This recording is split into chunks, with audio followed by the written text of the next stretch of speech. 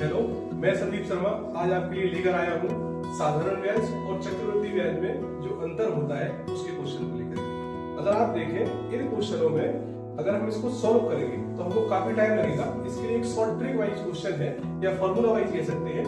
आइए हम इसको देखते हैं। ठीक है, आप देखिए कि जब हमको 2 वर्षों का के साधारण ब्याज और चक्रवृद्धि ब्याज आपके सिंपल इंटरेस्ट और कंपाउंड इंटरेस्ट में डिफरेंस फाइंड करना होगा तो सिंपल सा फॉर्मूला है P ब्रैकेट R अपॉन 100 का स्क्वायर। दैट्स इट, खत्म बात। जैसे ही आपने इसको आपका जो डिफरेंस आएगा वो क्या आएगा, प्रिंसिपल इनटू R अपॉन 100 का स्क्वायर।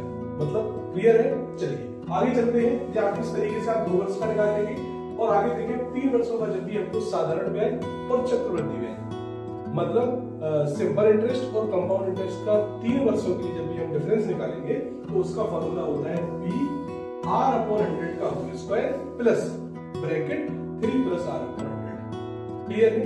आई होप आपको समझ आया होगा। Thank you.